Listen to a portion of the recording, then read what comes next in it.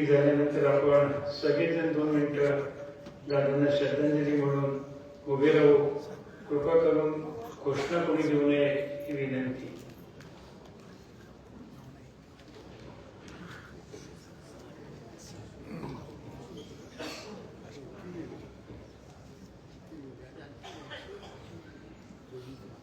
दादांना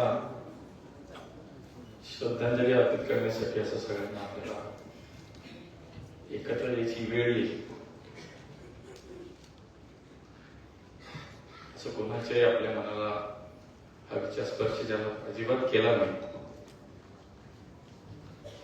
आणि त्यांचं जाणं हे आपल्या सगळ्यांच्याच मनाला एक वेदना देणारं, प्रत्येकाच्या आठवणीचे दादा म्हणून प्रत्येकाला आपल्याला भूतकाळात घेऊन गेलं. आणि जवळजवळ आठवडा होता, पण अजूनही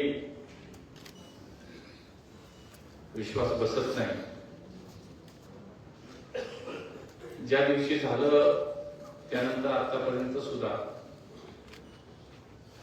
ज्या वेळेला फोन हातात घेऊ त्या वेळेला फक्त मोबाईलमध्ये कुठल्याही सोशल मीडियाच्या प्लॅटफॉर्ममध्ये फक्त दादा आणि दादाच.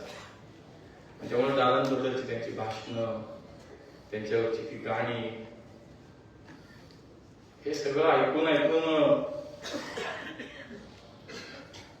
खूप वेदना होतात. आणि हा विश्वास बसत नाही की दादा आज तुम्ही नाही आहात. आपण सगळेच असं वाटतं की कधी ना कधी दादांचा सहवास लाभलाय, संपर्क झालाय, दादा ओळखत होते. पण दादांचं जाणं हे आपल्या सगळ्यांसाठी तर धक्काच आहे.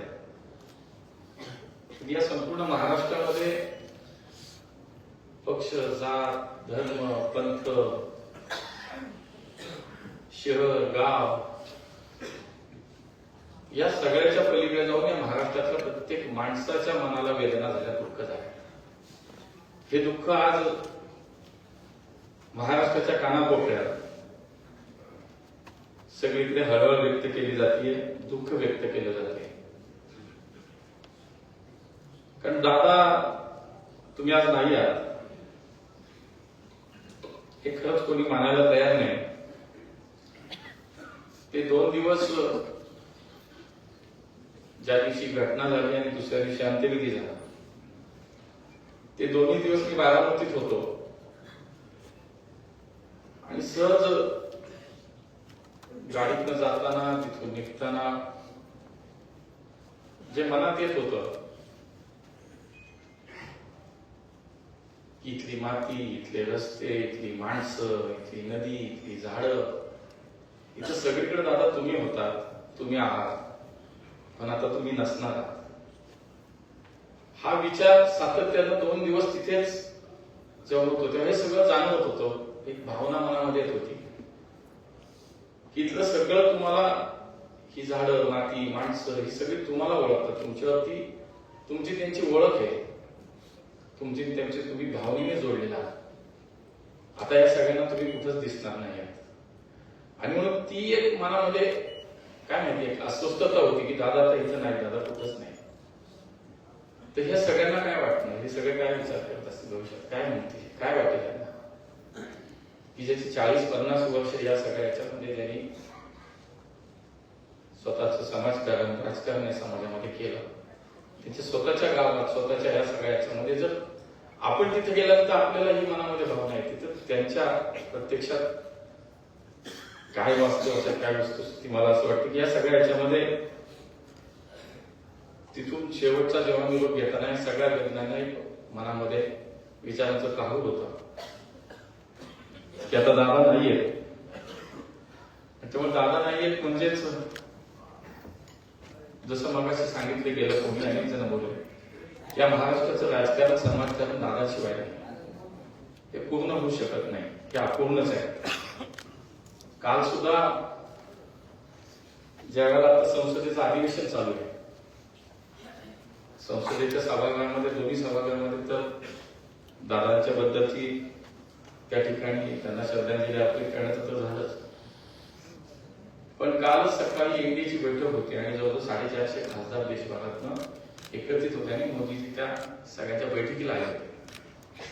त्यांनी एकच उच्चार केला की या देशाचा सर्वात ताकदवार नेता आपल्यातनं गेला. इतकं काम करणारा नेता गेला की सकाळी 7 वाजता ज्यांचा दिवस सुरू व्हायचा, जो काय माणसात होता, असा एक महाराष्ट्राचा मोठा नेता आपल्यातनं गेलाय. आणि ज्याचा जवळ मी स्वतः अनुभव घेतला की त्यांचं काम बघितलं, असं देशाचे प्रधानमंत्री सुद्धा सांगतात. आणि स्वाभाविकपणे हे खरंच आहे की एक लोकप्रिय नेता म्हणून महाराष्ट्रात तर ठीक आहे, पण देशभरात सुद्धा दादाचं नाव होतं. ज्यावेळेस दिल्लीला नेता गेलो त्यावेळेस वेगवेगळ्या राज्यात येणारे सगळे मंत्री असतील, खासदार असतील, प्रत्येकाच्या मनामध्ये कुठंतरी ती वेदना आहे. प्रत्येकाने ते बोलून दाखवलं. जे जे भेटत होते खूप वाईट झालं, हे व्हायला नको होतं, हीच भावना प्रत्येकाच्या मनात आहे. त्यामुळे गेली 4 दशकं ही जनतेच्या मनावरती अधिराज्य गाजवणारा हा आपला नेता, तो लोकांमधला होता, तो जनतेमधला होता आणि तो आज आपल्यात नाहीये. 12-15 वर्षाचा माझा सहवास त्यांचा होता आणि खूप जवळ मी दादांना अनुभवलंय, पाहिलंय. सहवासही खूप मिळाला आणि त्यातनं मला असं वाटतं की आपल्याला जे वाटतं एखाद्या नेत्याबद्दलचे काही विचार किंवा भावना जे वाटतं ते मला असं वाटतं की माझी खूप स्पष्ट आहे आणि अगदी पहिल्यापासून होत्या की जमिनीशी जोडलेला इतका मोठा नेता, इतका लोकप्रिय नेता, तो उत्तम प्रशासक म्हणून आपल्याला माहिती होता, तो शिस्तप्रिय म्हणून आपल्याला माहिती होता आणि जनतेमध्ये आणि कार्यकर्त्यांमध्ये विश्वासार्हता संपादित केलेला नेता होता. ही फार कमी असतात अशी माणसं. आणि त्याच्यामध्ये मी काय दादांचा निश्चितपणे त्याच दृष्टीनं पाहत आलो. ठाम निर्णय प्रक्रिया असेल आणि बरोबरचा विचार करण्याची क्षमता असेल, असे गुण असलेला आमचा नेता. आणि म्हणून आपण दादांना पाहतो. या महाराष्ट्राच्या राजकारणामध्ये खूप कमी लोक आहेत अशी जी सत्तेत नसताना, प्रभावात नसताना सुद्धा त्यांची लोकप्रियता किंचित पण कमी नाही झाली. किंचित सुद्धा त्यांची लोकप्रियता कमी नाही झाली. त्यामध्ये मी दादांचा उल्लेख करेन. विलासराव देशमुख, गोपीनाथ मुंडे साहेब सारखी माणसं होती, त्या पंक्तीतले दादा आहे की दादा सत्तेत नसताना सुद्धा त्यांची लोकप्रियता कधीच कमी झाली नाही. त्यांचा लोकसंग्रह कायमच वाढत राहिला, असा उल्लेख निश्चितपणे करावासा वाटतो. मला जे जाणवलं प्रकर्षानं किंवा काही राजकीय विश्लेषक सुद्धा त्याच्यावरती कदाचित बोलत असतील की पवार साहेबांसारखं एक छत्र त्यांच्या डोक्यावरती होतं किंवा ज्या वारसा त्यांच्या सोबत होता तिथून त्यांचा प्रवास सुरू झाला आणि ज्यावेळेला एखाद्या मोठ्या वटवृक्षाच्या खाली एखादं रोपटं नव्यानं उगवतं त्यावेळेला त्याचं अस्तित्व काय असतं. मला असं वाटतं की दादांनी सिद्ध करून दाखवलं की तो वारसा सोबत घेऊन, पवार साहेबांचा वारसा, त्यांचा आशीर्वाद सोबत घेऊन या महाराष्ट्रामध्ये स्वतःचे एक स्वतंत्र अस्तित्व आणि ओळख दादांनी निर्माण करून दिली. त्यांच्या कर्तृत्वाने ती ओळख करून दिली. आपण समाजामध्ये अनेक यशस्वी व्यक्तिमत्वाची उदाहरणं जर पाहिली, कुठल्याही क्षेत्रात असो, एखाद्या यशस्वी व्यक्तीकडनं किंवा त्याच्या कुटुंबामध्ये, त्याच्या मुलाकडनं, मुलीकडनं फार मोठ्या अपेक्षा असतात. उदाहरणार्थ आपण गावस्कर म्हणूया, तेंडुलकर म्हणून, त्यांच्या मुलांकडनं असं वाटतं की ह्याच्यापेक्षा मोठं त्यांच्यासारखा व्हावं. पण हे खूप अवघड असतं की पवार साहेबांसारख्या एका मोठ्या नेत्याच्या घरामध्ये त्यांच्या छताखाली किंवा त्यांच्या छायेखाली एक नेतृत्व बहरत गेलं. पण ते असं बहरलं की त्यांचाच आशीर्वाद होता, त्यांची साथ होती, पण या राज्यामध्ये स्वतःच्या कर्तृत्वानं स्वतःची एक ओळख निर्माण केलेला नेता म्हणजे दादा होता. आणि म्हणून मला ह्या सगळ्या याच्यामध्ये खूप काही अनुभव आहे. विकासाच्या कामात कधीच राजकारण न करणारा नेता म्हणजे दादा होते. या पुण्याच्या अनेक विषयांमध्ये जेव्हा राज्यात महाविकास आघाडीचं सरकार असेल किंवा त्यानंतर युतीचं किंवा महायुतीचं सरकार असेल, या सगळ्या काळामध्ये या पुण्याच्या विकासाच्या संदर्भात ज्या ज्या भूमिका घ्यायच्या होत्या त्यामध्ये कधीही हातामध्ये त्यांच्या सूत्र असो अथवा नसो, पण कधीही राजकारणात पुण्याच्या विकासात कधीही केलं नाही आणि मी त्याचा एक साक्षीदार आहे. आणि म्हणून मला असं वाटतं की अशी माणसं ही खूप दुर्मिळ असतात. आणि हे मी अनेक वेळा जाहीरपणे पण बोललो की ज्या ज्या वेळेला असा विषय यायचा किंवा राजकीय भूमिका घ्यायचा विषय यायचा त्यावेळेला दादा तुम्ही विकासाच्या भूमिकेमध्ये विकासाच्या विषयामध्ये कधीच राजकारण केलं नाही, करत नाही असं जाहीरपणे सुद्धा बोलण्याचे अनेक प्रसंग आहेत. अण्णांनी उल्लेख केला होता की कोविडच्या काळामध्ये आम्ही खूप एकत्र काम केलं. ते 2.5 वर्ष म्हणजे खूप भयानक होती. या शहरातल्या या जिल्ह्याच्या प्रत्येक माणसाच्या जीवाचं रक्षण करणं आणि त्यासाठी दादा या जिल्ह्याचे पालकमंत्री होते आणि या शहराचा महापौर म्हणून मी काम करत होतो. पण संवेदनशील मनाचा नेता म्हणून मी दादांकडे पाहिजे कारण त्या काळामध्ये एकही दिवस असा नाही गेला की कोविडच्या विषयामध्ये आम्ही लोक बोललो नाही किंवा एकत्र भेटलो नाही. आणि त्या काळात खूप चांगला अनुभव त्यांच्या सोबतच्या कामाचा मला घेता आलं, खूप काही शिकता आलं. आणि मला आठवतं की मला कोविड झाल्यानंतर सुद्धा मी भेटायला येऊ का इथपर्यंतची आपुलकी आणि आत्मीयता ही आजही मी विसरू शकत नाही. आणि ते खूप एक वेगळं नातं निर्माण झालं. बाकीच्यांना आजची कालची झालेली 2 दिवसाच्या 4 दिवसाच्या प्रचाराचा सभा घेतला त्याच्याशी काही घेणं नाही मला. त्याच्या पलीकडचं एक नातं जपलं वर्षानुवर्ष आम्ही खूप जपलं. आणि मला ते आठवतं की या सगळ्या ह्याच्यामध्ये परिस्थिती बदलती, वेळ बदलती, राजकीय स्थिती बदलती, पण एखाद्या व्यक्तीच्या विषयी आपलं मनामध्ये आपली भावना जी आहे त्याच्याबद्दलचं जे आपलं मत आहे ते कधी बदलत नसते खऱ्या. त्यामुळे काल आज आपण जेवढं पाहतो की काही घटना घडत होत्या, चालत होतं, पण ते तात्पुरतं होतं सगळं, कारण ती त्या पोटी वेळेची मागणी असते. आणि म्हणून मला असं वाटतं की खूप एकत्र काम केलं, नंतरही काम करायचंय. आणि म्हणून ज्येष्ठता बघून आपले किती स्नेहाचे आणि प्रेमाचे संबंध आहेत हे बघून या निवडणुकीमध्ये आपले आपले विचार जपत आम्ही सगळ्यांनी प्रचार केला. मला आठवतं या प्रचाराच्या काळात सुद्धा अचानक मला तामिळनाडूला जायचं होतं. प्रचार चालू होता, रोज सुरू होतं हे सगळं. आणि मला अचानक जावं लागल्यामुळे मला काही मिळतच नव्हतं साधं.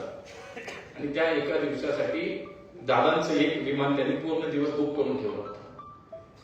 माझ्याकडनं एक मेसेज गेला, निरोप गेला की मला तुमचं आज विमान इथं आहे पण तुम्ही जाणार नाही. तर ते त्यांनी ताबडतोब चांगलं मुरलीधरला ते विमान त्याला जायचं. हे प्रचाराच्या काळात प्रचार चालू होता. ही भावना, हे प्रेम एकमेकाबद्दलचं आयुष्यभर असं जपलं होतं. म्हणून मी ते कधीच मला नाही वाटत की कधी हे विसरू शकेल. मतदानाचा महापालिकेच्या मतदानाचा आदला दिवस होता आणि एकच वाहिनी होती, एकच चॅनेल कुठला तर त्यांनी दादांची मुलाखत घेतली, माझी घेतली.